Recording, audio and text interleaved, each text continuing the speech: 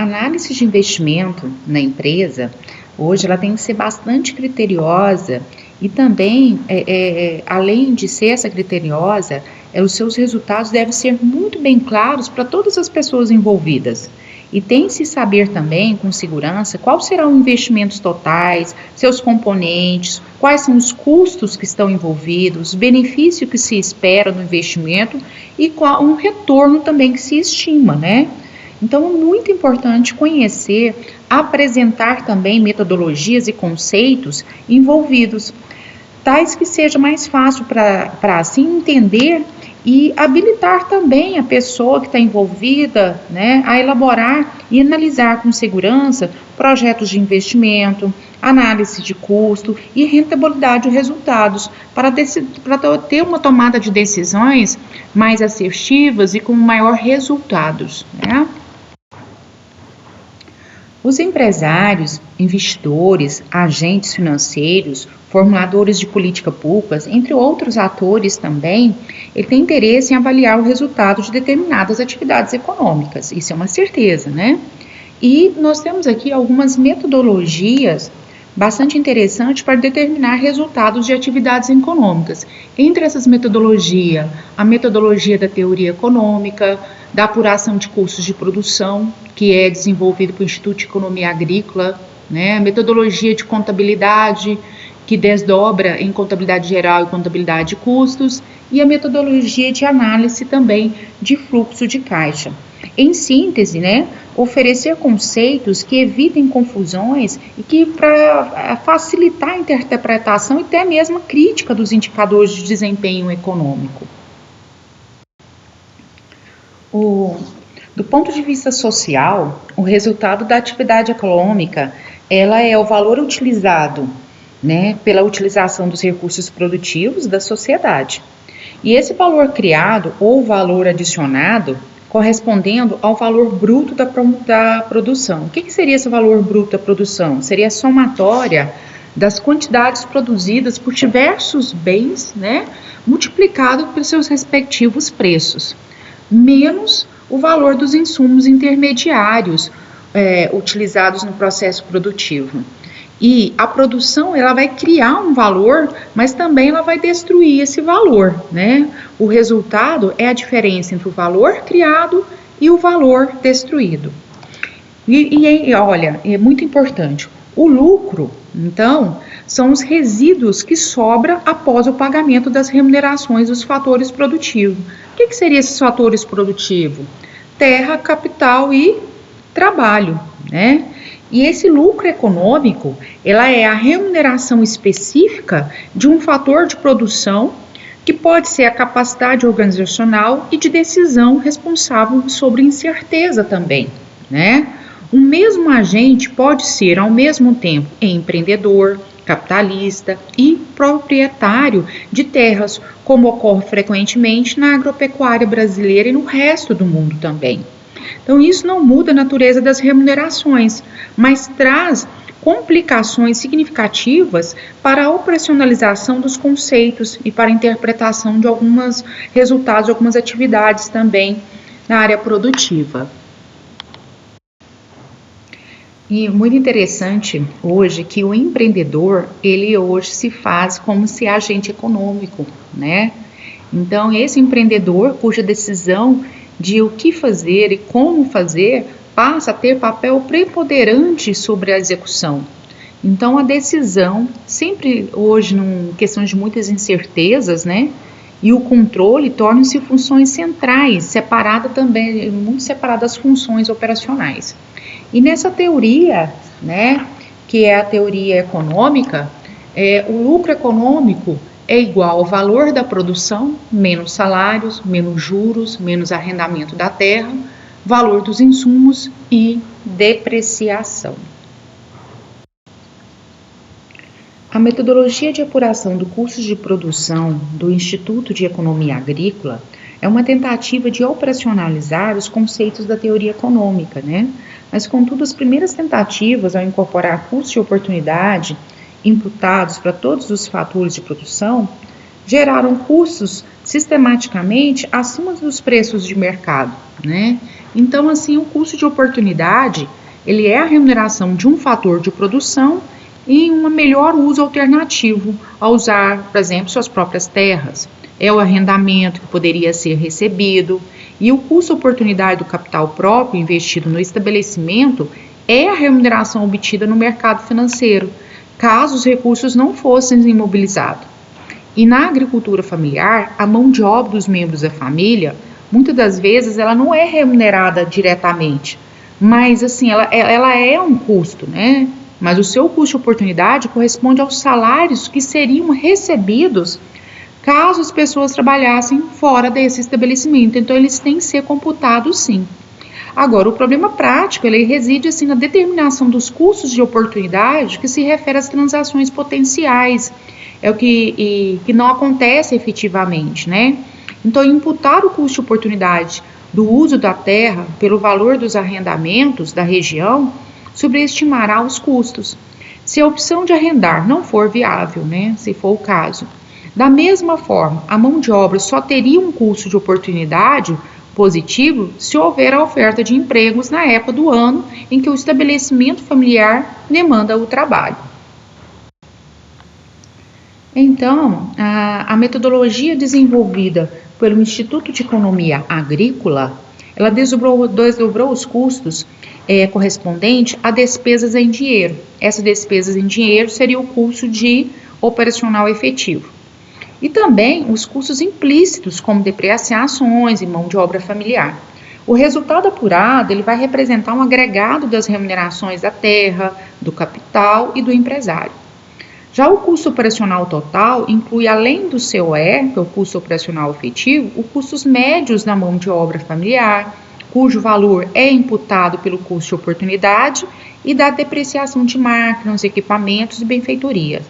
O custo total inclui ainda os juros sobre o capital investido e a renda da terra, que são custo de oportunidade, né? Então, para apurar o COE, que é o custo operacional efetivo, não é preciso muita informação, bastando o registro das entradas e saídas do caixa, tornando o cuidado de separar os desembolsos que correspondem às despesas daqueles associados ao investimento.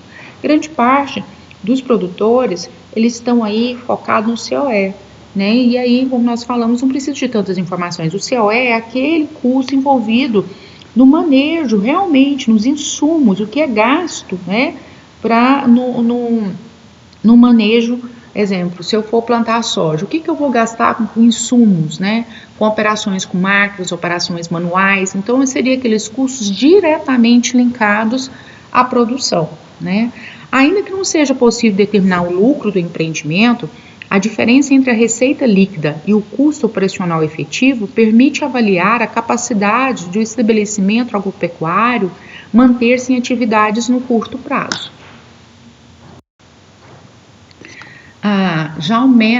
Falando do método, né, de apuração contábil dos resultados de custos, nós podemos dizer o seguinte, que a contabilidade ela é um sistema de informação que vai coletar, né, e organizar os registros de eventos que alteram, né, o patrimônio de uma entidade. E considera-se que a entidade, uma empresa, por exemplo, ela é distinta do seu proprietário ou de seus sócios, né, não se confundindo o patrimônio pessoal com o da entidade. Então, as informações sistematizadas pela contabilidade, elas vão servir para atender a requisitos legais, dar subsídios aos gestores na tomada de decisão, bem como para disponibilizar informações para esses investidores, né, credores, para o público de forma geral. E as demonstrações contábeis, eles são documentos padronizados que têm como objetivo de representar adequadamente a composição do patrimônio dessa entidade em determinada data e sendo o balanço patrimonial. Apurar também o resultado das atividades da entidade em determinado período, que é a demonstração de resultados, bem como também identificar as fontes de financiamento e a utilização dos recursos da entidade, que é a demonstração das origens e a aplicação dos recursos. O balanço patrimonial, ele apresenta de forma bem sintética, né, os valores de bens e direitos da entidade, né, que seria o ativo. e assim como as obrigações frente a terceiros, chamado de passivo, e o capital próprio, que é o patrimônio líquido, em determinado ponto no tempo, né? Então, o balanço, ele registra os estoques, né? Isto é, as grandezas observadas em determinada data, e não fluxo, que são grandezas associadas a alguma unidade de tempo. Já a questão da escrituração contábil, a escrituração, ela já é um conjunto de atividades que elas são sistematizadas, né, de coleta e registro de informações em livros próprios, que podem ser arquivos digitais, né, de acordo com um plano de contas adequada à atividade da entidade. Falando-se sobre a demonstração dos resultados, ele vai referir a um período, né, em geral ano calendário ou ano fiscal. No entanto, é possível modificar o período de acordo com a conveniência da administração e com também a atividade que você esteja desenvolvendo. Então, assim, em síntese, o resultado de um período é a diferença entre as receitas e despesas realizadas naquele período. Quando nós falamos na questão ainda dentro de demonstração dos resultados, no plano de contas, né, nesse plano de contas, há um grupo que não aparece diretamente no balanço patrimonial, que é chamado de contas de resultado, destinado a registrar as receitas e as despesas ocorridas no exercício. As receitas, elas são obtidas pela venda de produtos, né, pela prestação de serviços também, pelo recebimento de juros, aluguéis, entre outras atividades em determinado período.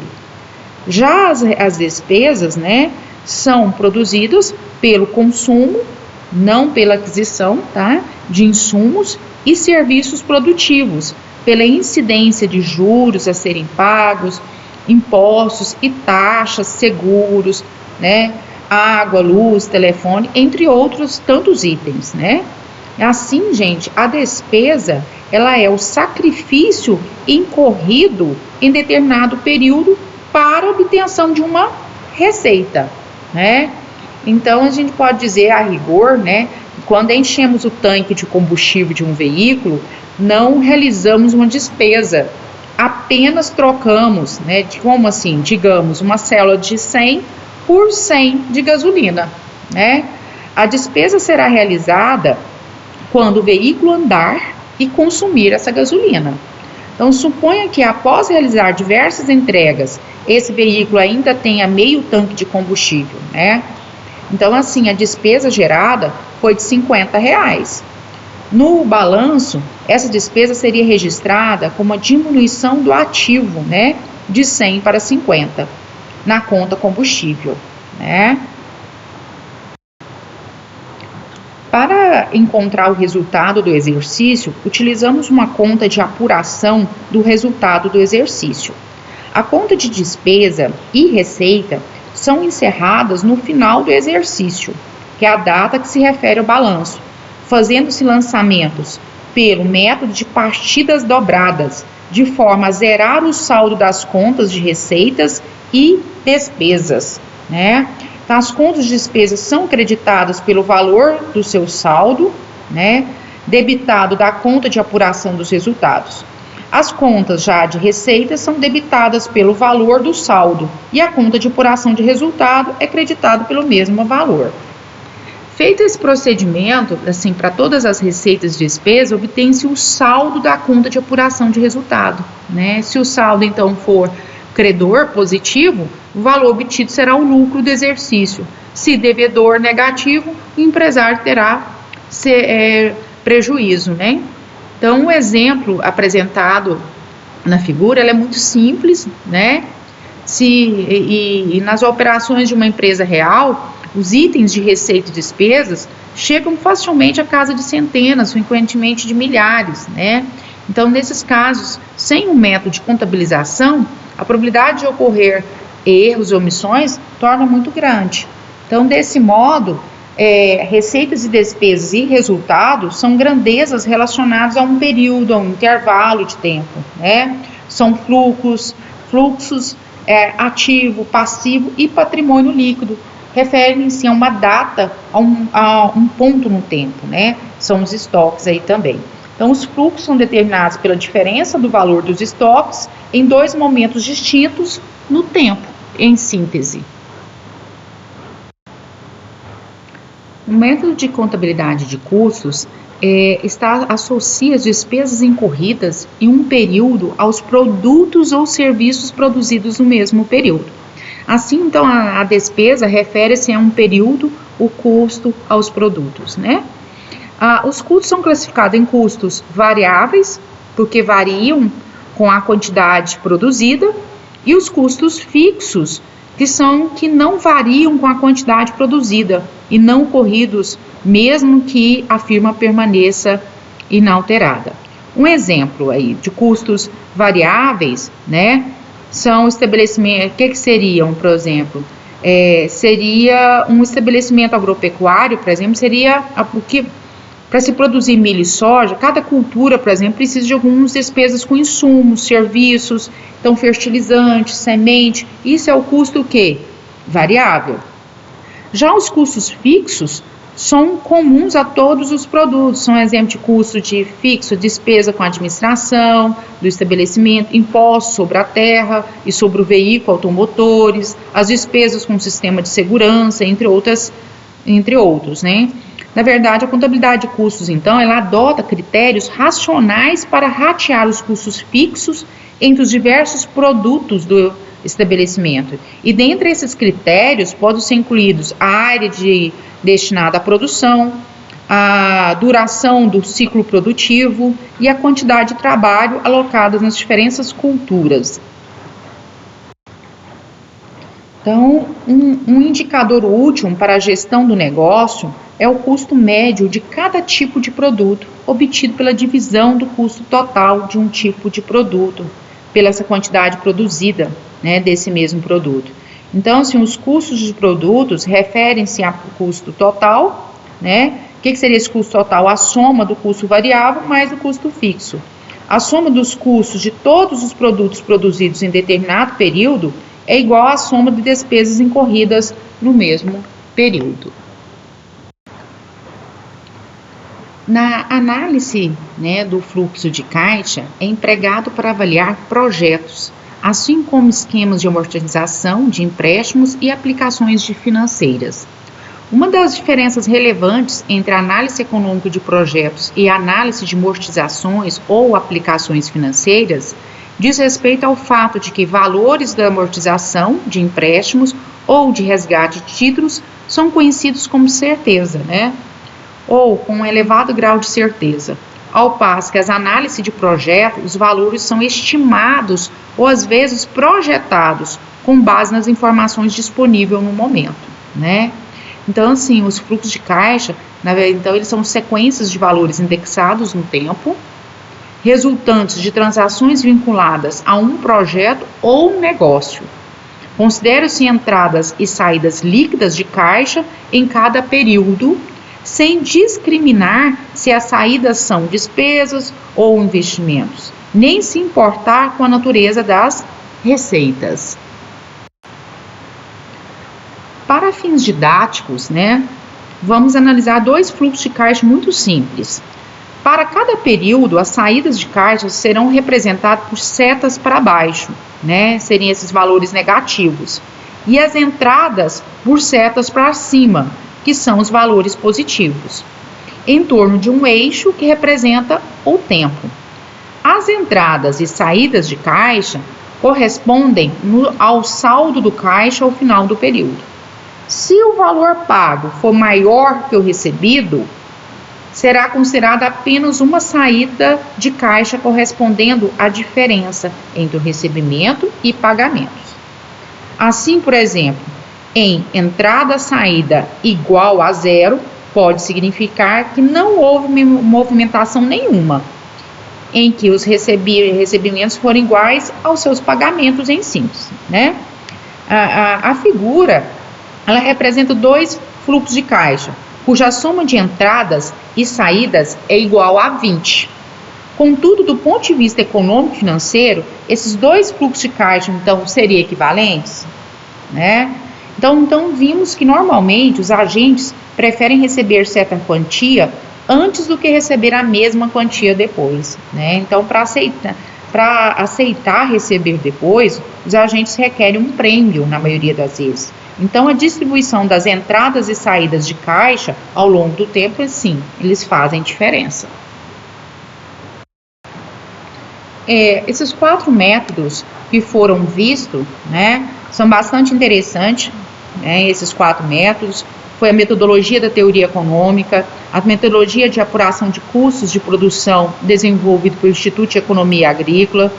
Vimos também a metodologia de contabilidade, né, que foi desdobrada em contabilidade geral e contabilidade de custos, e também a metodologia na análise de fluxo de caixa. Então, esses aí foram um material bastante interessante. Esse livro aí de qual foi retirado esse material tem na minha biblioteca da UEG e é o capítulo 10. Mais curiosidades, tentando mais, entre neste veja esse livro, lê com calma este capítulo, vocês vão poder tirar algumas dúvidas a mais ou falar comigo a respeito.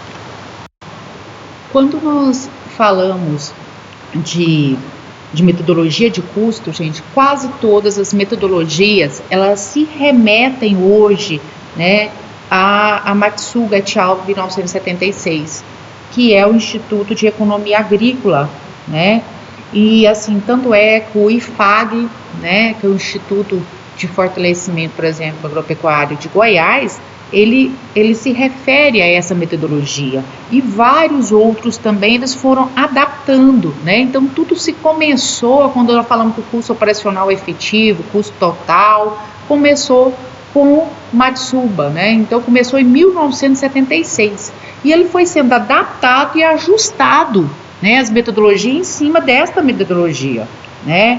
E durante muitos anos, o Instituto de Economia Agrícola, ele efetua a estimativa de custo de produção em diversas explorações agrícolas, né? E os estudos deles foram inicialmente conduzidos segundo um esquema teórico de custos, né? E forneceram coeficientes razoavelmente acurados, mas eles perceberam, entretanto, que a subjetividade como se estimava os custos de alguns itens, em especial os relacionados com os fatores terra, capital e empresário, e pelo fato de que a situação inflacionária, os valores atribuídos à terra e ao capital fixo, normalmente tendem a ser muito mais subestimados, né, em relação à sua capacidade de potencial de produção e também as estatísticas de custo. Então, em 1972 e até hoje, né, as coisas vieram se evoluindo e fundamentando, né, e foram se fundamentando. E para se chegar à conjuntura do qual nós utilizamos grande parte dos estudos da área econômica no setor rural, né, surgiu basicamente então desse estudo, onde fala-se classicamente que o custo de produção ele é definido como sendo a soma dos valores de todos os serviços produzidos, dos fatores aplicados na produção de uma utilidade, sendo este valor global equivalente ao sacrifício monetário total da firma que se produz, né? Então nós vamos ver um pouco como surgiu e vocês vão percebendo na medida do que nós fomos para frente, nas próximas aulas, essas adaptações, né, como elas foram feitas, estão sendo feitas. Então, de modo geral, né, o custo de produção, antes de se chegar aos custos operacionais, elas se dividiam em custos diretos, indiretos e remuneração dos fatores dos componentes. Sendo que o custo direto é aqueles custos mesmo, que o custo direto é aquele custo que ele pode ser medido com precisão, que ele é diretamente sobre uma determinada atividade, por exemplo, como insumos, né? E aí nós temos horas de mão de obra, quilos de semente, rações, gastos com funcionamento e manutenção de tratores, né? Seria um exemplo. Já as despesas indiretas seria aquele custo que precisa ser estimado ou rateado entre várias atividades, né? Um exemplo aí poderia ser os salários de técnicos e chefias, higiene e limpeza, né? Seriam aí também material de escritório, encargos sociais e a remuneração dos demais componentes de terra, empresário, capital circulante, capital fisco instalações, capital físico de exploração. Então, uma vez computados todos os elementos do custo no processo produtivo, era de se esperar que o preço de venda de um produto fosse semelhante ao custo, né? Então, no caso do custo ser maior que o preço do produto, caberia análise mais detalhada para determinar até onde os fatores fixos poderiam estar sobreestimando o custo e, portanto, distorcendo o custo real da produção, né? E reduzindo a receita. Essa receita seria um parâmetro econômico que no curto prazo o empresário levaria em consideração para no planejamento da empresa, né? E escolha de algumas distintas áreas de exploração. Então era levado em consideração seriam os custos diretos e indiretos, mas aí cabe salientar que começou a surgir novas análises, né? Que análise que seria essas? Começou a perceber, salientar, né, que especialmente no caso da agricultura, os empresários avaliam os custos fixos para a empresa como um todo e não por atividade, né? E aí surgiu que a necessidade de não só avaliar o custo direto e indireto, começou-se a levar em considerações análises de outros componentes, né, que seriam efeitos, que seria aí também o custo variável, subdividir também em custo variável e em custo fixo. E essa metodologia ela veio, né, indo além. Até então era custo direto e indireto, ele vem aí inserindo aí esses outros subdivisão de custos. Então, esse custo variável sendo, né, aquele custo como aquele que depende diretamente do nível de produção de um determinado período considerado, né, ele seria representado de forma aproximada. Já esses custos fixos, né, são aqueles que um produto arca independente da escala de produção, e nesse inclui terra, empresário, capital fixo, mão de obra permanente e familiar. E essa análise de componentes do custo, ela faz-se necessário, então, tendo em vista que a decisão do empresário em permanecer ou não numa atividade, onde seus custos são superiores ao preço do produto, se fundamenta no montante dos custos variáveis.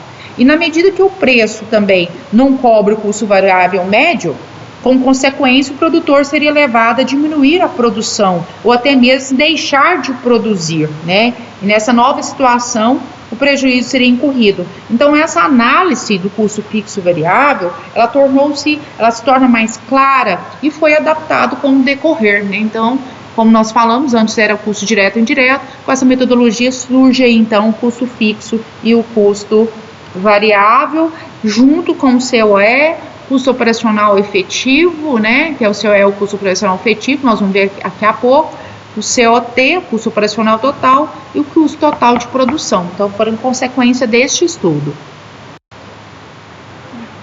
Assim, né, tendo em vista as dificuldades em avaliar a parcela dos custos fixos, procurou-se adequar uma estrutura de custo de produção que fosse a mais objetiva possível, ao mesmo tempo, né, correto dentro dos conceitos teóricos de custo. E adotou-se assim, então, a estrutura denominada custo operacional de produção, né, que se difere dos conceitos aí de custos fixos e variáveis, despesas diretas e despesas indiretas.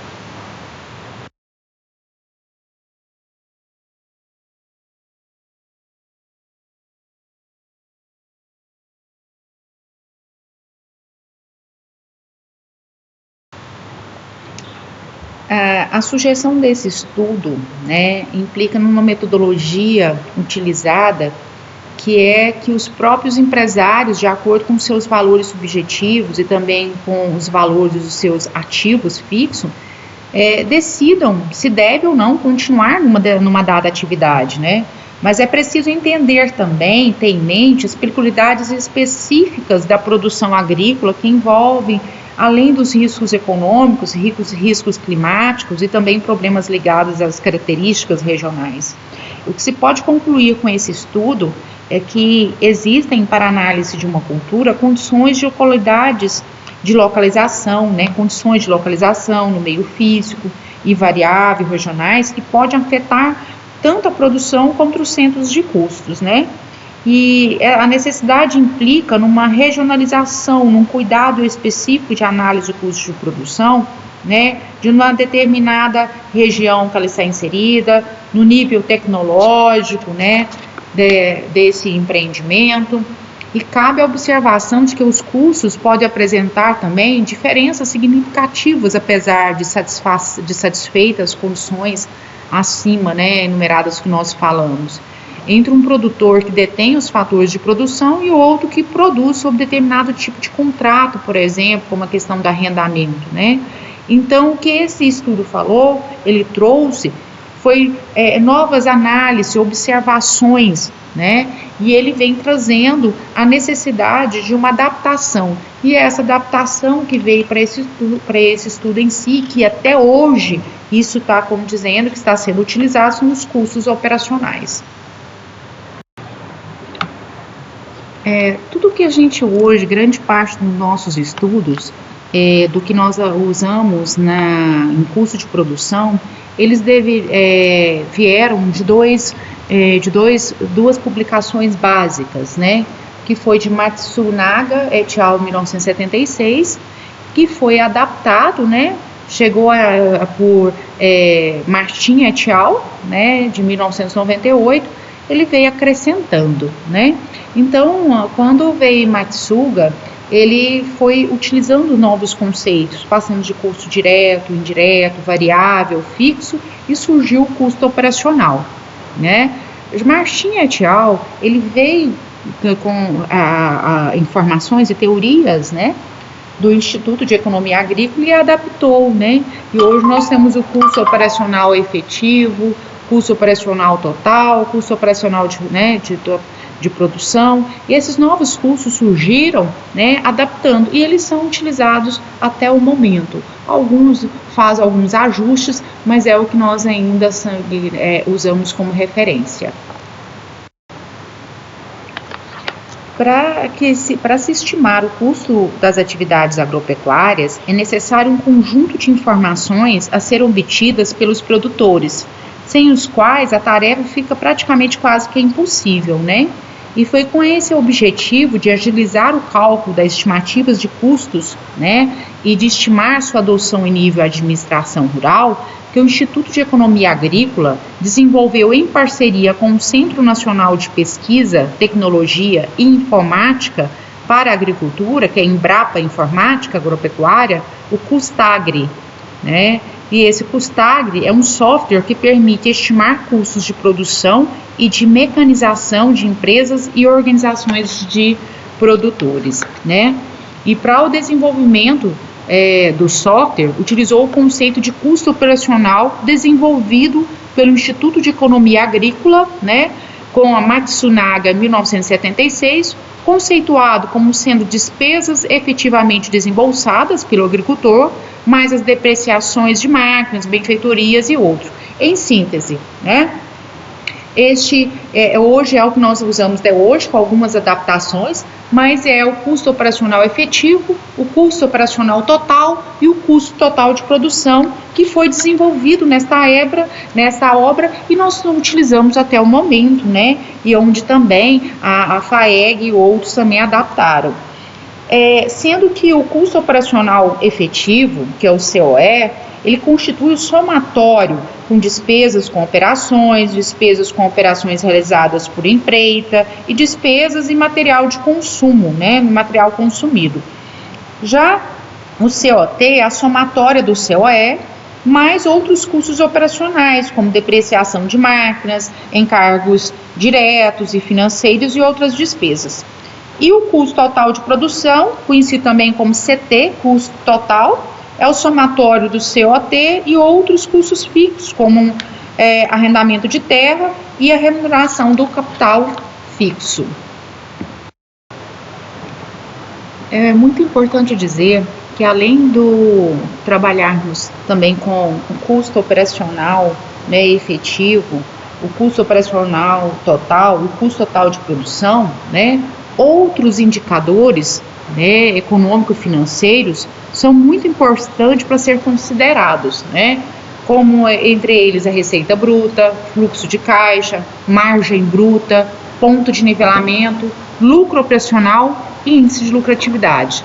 Nós vamos falar deles separadamente porque os conceitos são os mesmos até hoje, então eu vou fazer os exercícios junto com vocês para vocês irem entendendo, porque as atividades depois que vão ficar são em cima dessas mesmas fórmulas, né? Então, entendendo estes exercícios, as atividades aqui desse artigo, você vai conseguir, vai ter capacidade para desenvolver de outros também.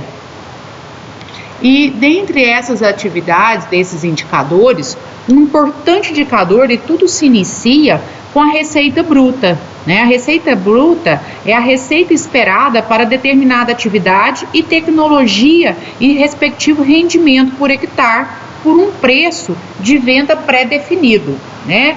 Onde RB significa receita bruta, R, o rendimento da atividade por unidade, e PU é o preço unitário. Um exemplo que podemos dizer com isso seria, por exemplo, simulando 120 sacas de milho a R$ 47,00. Então, a receita bruta seria R$ 120 sacas a R$ 47,00, totalizando a receita bruta de R$ 5.640. Quanto nós falamos de fluxo de caixa, esse fluxo de caixa ele constitui a soma das entradas, que são as receitas, e das despesas, que são as saídas de caixa, efetuadas durante o ciclo da atividade, né? E para desenvolver essa atividade de fluxo de caixa, ela é muito importante, né? Por quê?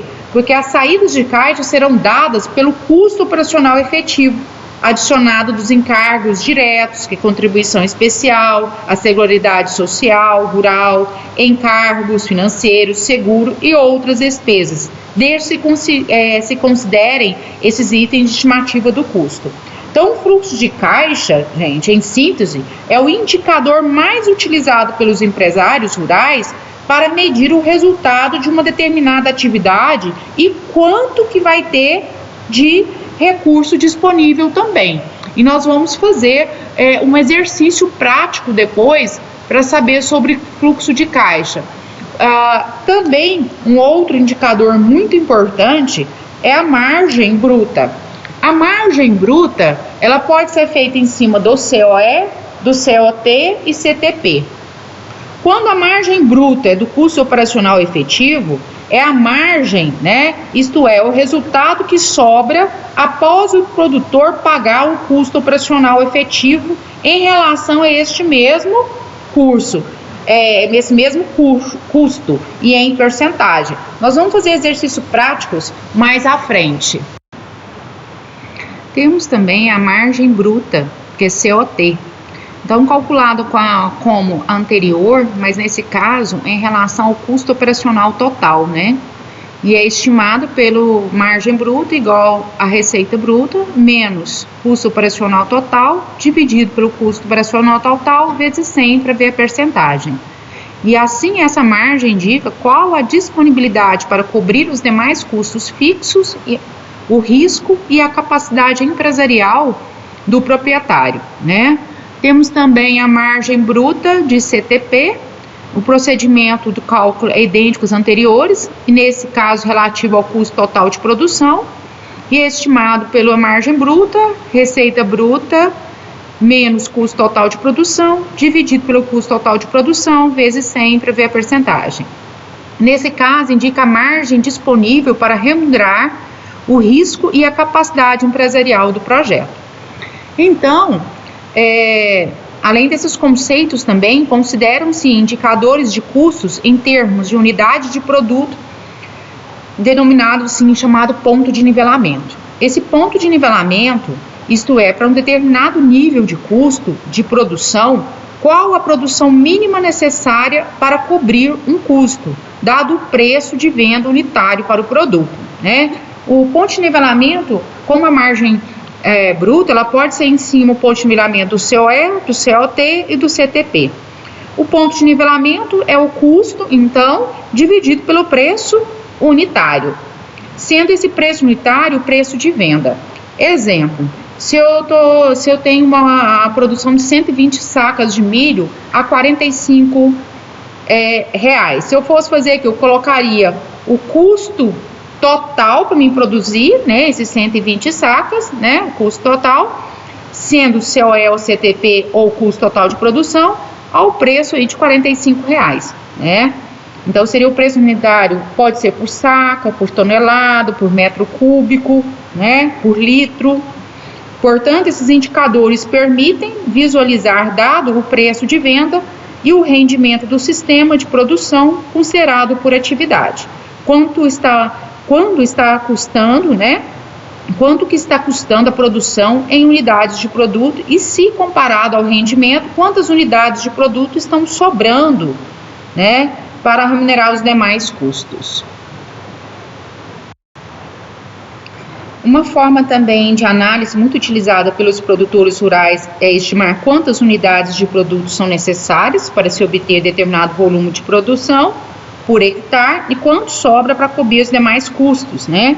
Assim, no caso da soja, se o desembolso do custo operacional efetivo, que é o custo com insumos, né, no caso, né, da soja, o desembolso do produtor de 20 sacas, né, e ele obtiver um rendimento de 40 sacas por hectare, o indicador é considerado bom pelos agricultores, pois o excedente, o fluxo de caixa, foi de 20 sacas, 100%. Veja aí a regrinha de 3 para vocês irem acompanhando.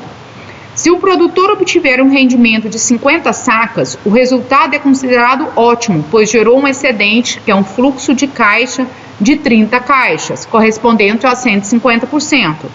Mas, se por um problema climático foram obtidos apenas 25 sacas por hectare, o fluxo de caixa será de apenas 5 sacas, 25%, o que dificilmente cobrirá os demais custos e a lucratividade do ano, inevitavelmente, será negativa nesse caso, gerando prejuízo, né?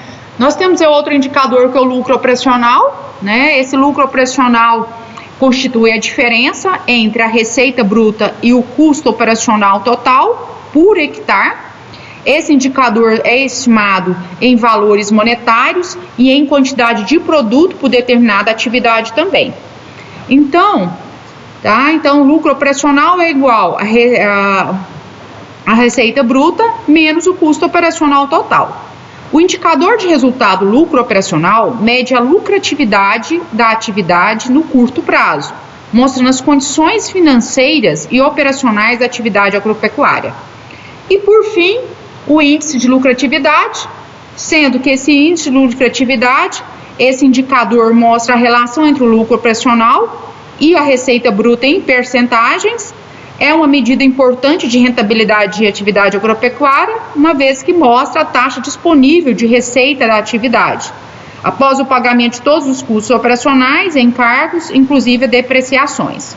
Então, o índice de lucratividade é igual ao lucro operacional, dividido por receita bruta, vezes 100 para achar as percentagens, né? Então, assim, esses são os conceitos e as fórmulas desses indicadores, e nós vamos, a seguir, colocar em prática, né? Vendo as planilhas, vendo e colocando em prática, e esses mesmos conceitos, né? E essas mesmas fórmulas são usadas até os dias atuais. Como nós falamos no início, nós estamos vendo os conceitos e metodologias.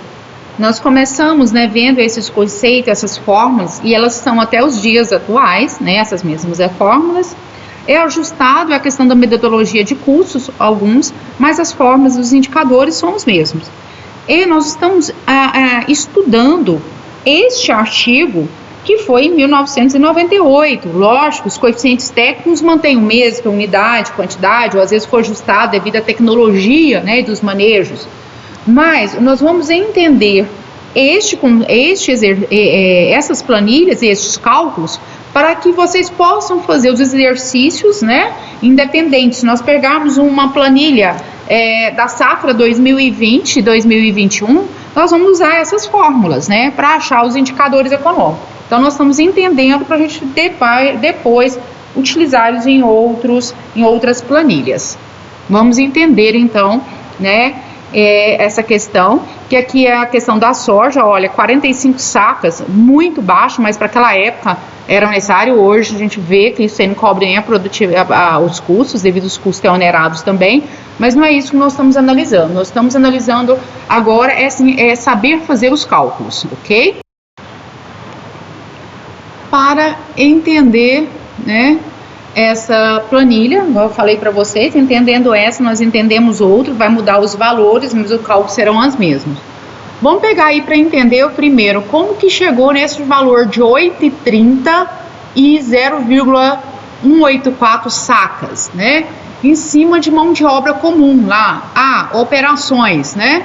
Então, mão de obra comum, nós temos o coeficiente técnico, que é horas, a quantidade foi 6,64 horas, a um preço de 1,25, então 6,64 vezes 1,25, nós vamos dar R$ 8,30, né? Se nós pegarmos R$ 8,30 dividido por 45 sacas por hectare, nós vamos ter aí que 8,30 significa 0,184 sacas, né? Logo abaixo, nós temos aí também a empreita, que é o transporte da produção. Novamente, né?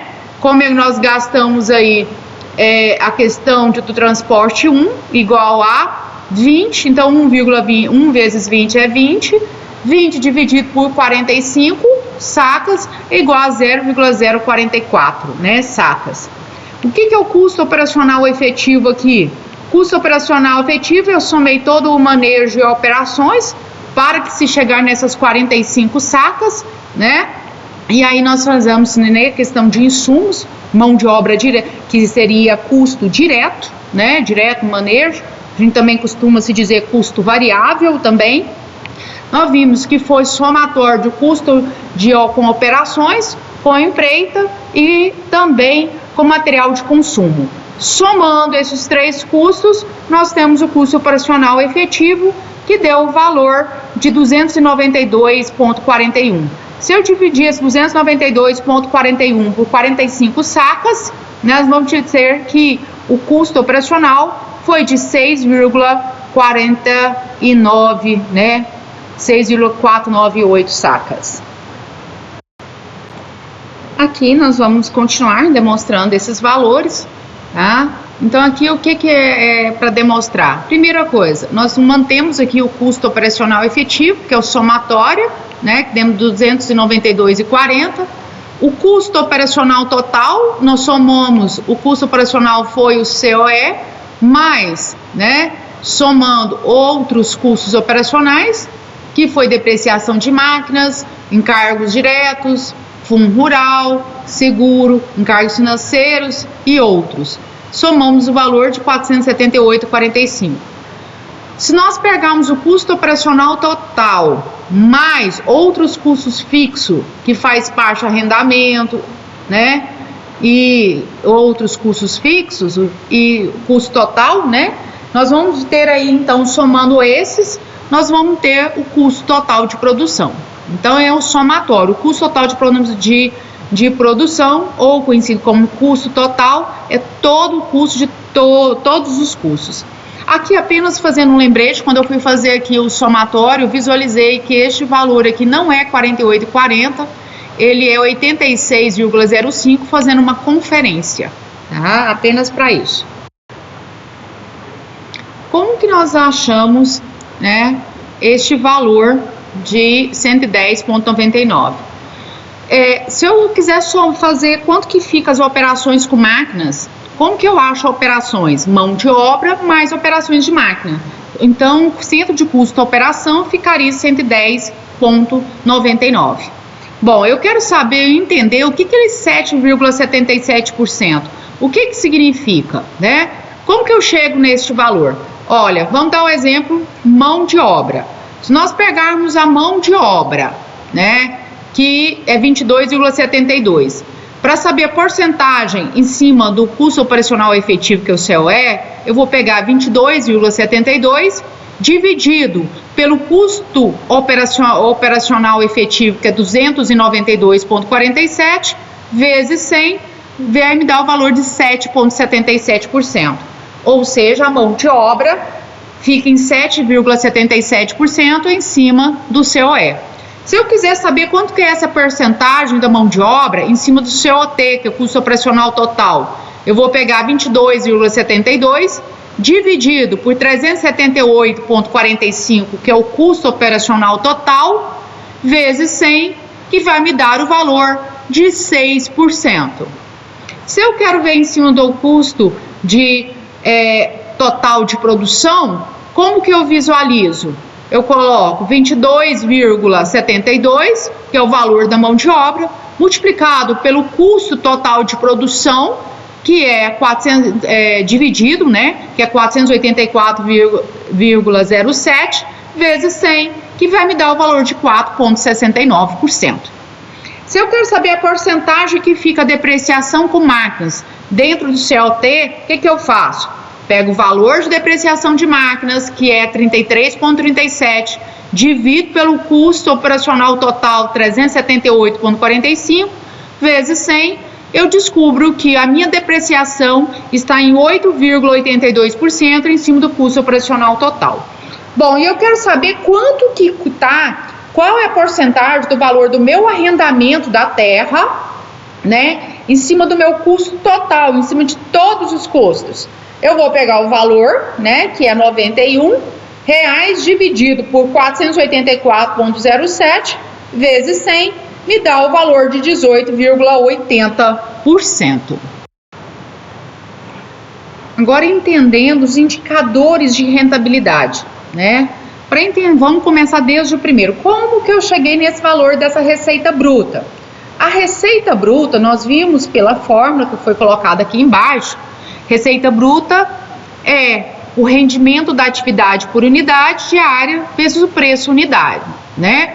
Nós vimos que o rendimento foi de quanto? 45 sacas por hectare. Então, 45 e o custo, quanto que foi vendido? O preço unitário? 13. Então, 45 vezes 13, chegamos a R$585. E para fazer o fluxo de caixa, como que nós chegamos neste valor de fluxo de caixa, né?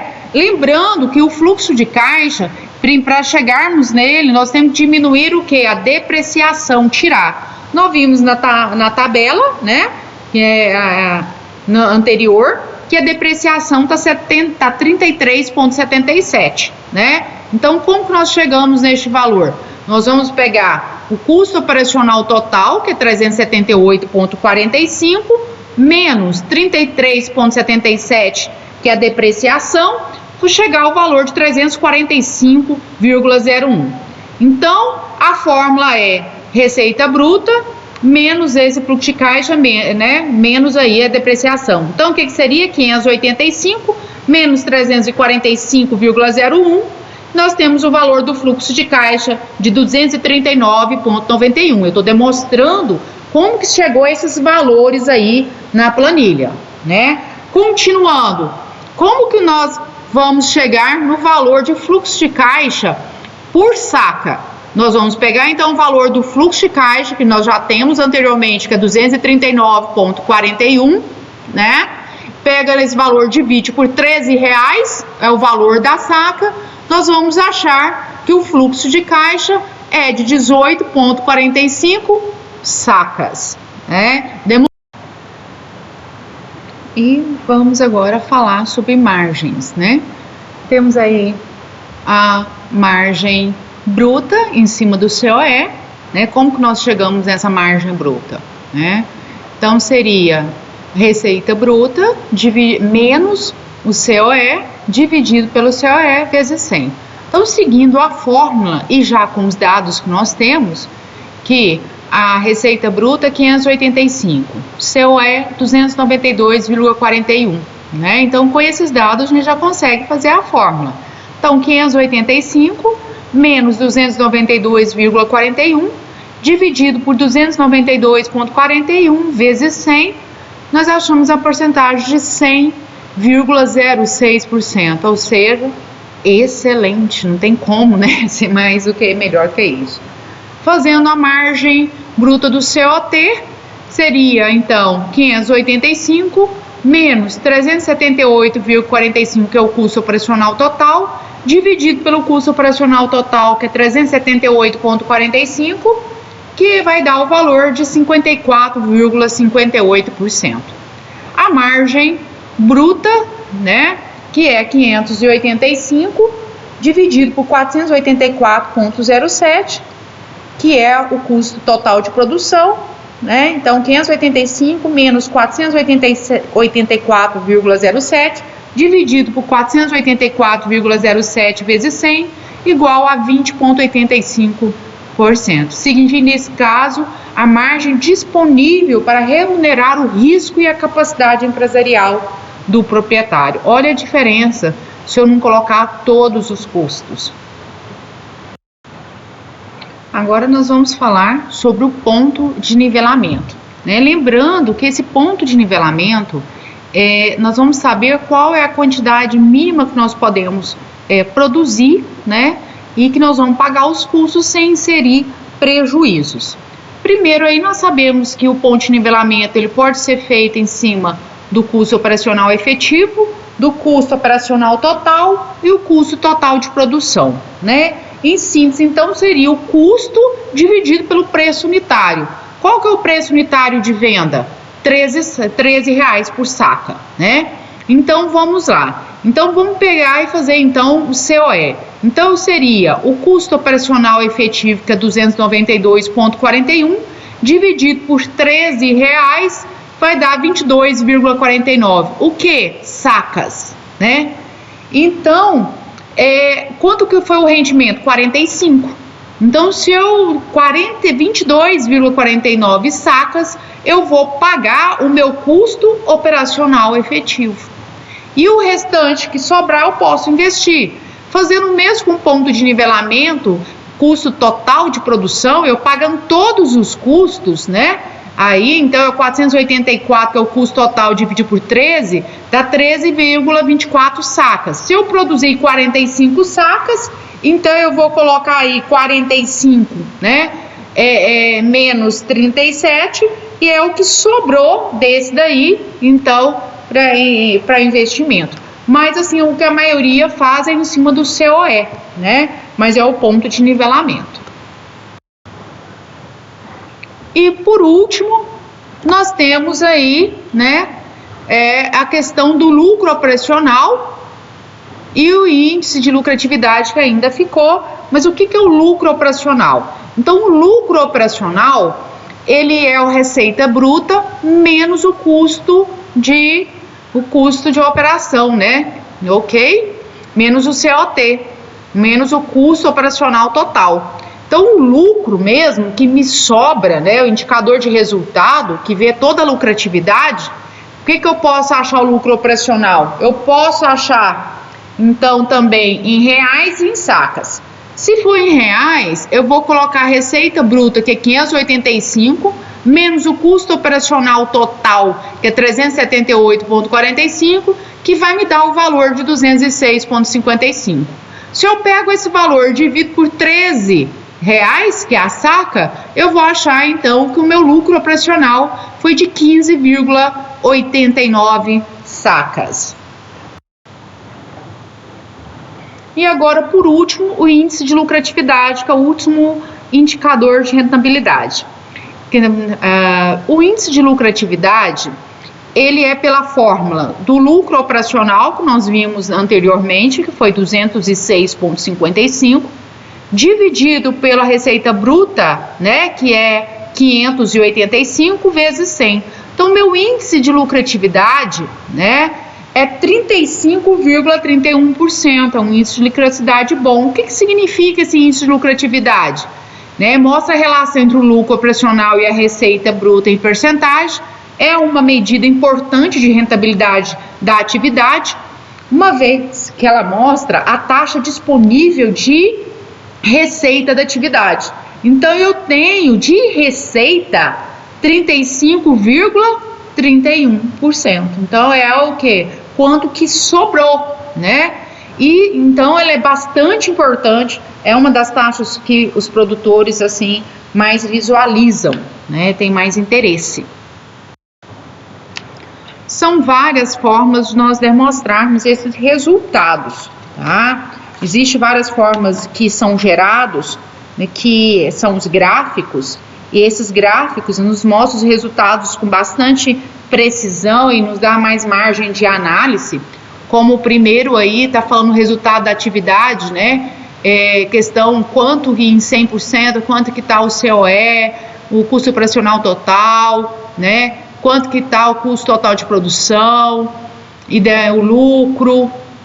Temos aí também falando pontos de nivelamento, eu posso fazer separado também, um gráfico só para pontos de nivelamento, rendimento, gráfico de pizza, tudo isso de uma forma, né, de trazer uma visualização, né, e em cima desse custo total desses gráficos eu posso ver separadamente quanto que fica cada atividade, né? Então, em 100% dos custos, eu vi que quanto que ficou, por exemplo, de adubos, né, e corretivos, semente, né, quanto que ficou com semente. Então, é muito importante aí de ver separadamente. Hoje, cada vez mais, nós temos aí várias formas de comparativo, de análise, de visualizar estes dados. Este estudo, que foi feito em cima das metodologias, né, de cálculo de custo, e esse de Martin et al., de 1998, ele é um dos materiais mais completos que tem, né? Ele foi feito em consonância para um software, o Stagre, né? E aí foi demonstrado toda a parte teórica, a parte dos indicadores, como funciona, então ele é muito rico esse material. Lembrando, igual eu falei para vocês, nós estamos usando aqui, testando as fórmulas, mas nos dias atuais nós vamos usar essas mesmas fórmulas com os valores atualizados, né? E existe vários softwares hoje, começou esse o primeiro software em 1998, né, pelo Brasil, pelo Instituto, né, que nós vimos aí a parceria, que foi bastante interessante, com o Instituto de Economia Agrícola, junto aí com a Embrapa, né, e aí também, e o que é importante é ver que outros softwares foram lançados, estão no mercado, softwares bastante interessantes. Nós temos a MyFarm, que é um software aí de solução também parecido com o Aegro, que o Aegro hoje ele é considerado um dos softwares mais usados, ele é na área do agro, considerado também a melhor startup de 2019, em plena expansão. Até nós da UEG testamos esse software também, mas existe vários softwares de gestão. Mas o que é importante nem é você usar um software de gestão, comprar mas é você ter a sua realidade, você medir com eficiência os seus resultados na melhor forma possível, porque não adianta também eu trabalhar com um software que eu não vou conseguir interpretar ou eu vou conseguir alimentar ele de forma adequada, né? Não adianta, às vezes é preferível você usar só a sua planilha no Excel, você criando, mas você saber alimentar e interpretar e que esses resultados saiam da forma que você espere, né? Então, assim, é bastante interessante o uso. A partir deste momento, vocês são capazes de pegar qualquer outra planilha, seja de um outro artigo, seja do IFAG, seja a que você produz, e aí elaborar relatórios e indicadores econômicos para análise. Mas não adianta eu simplesmente falar assim, o índice de lucratividade foi tanto.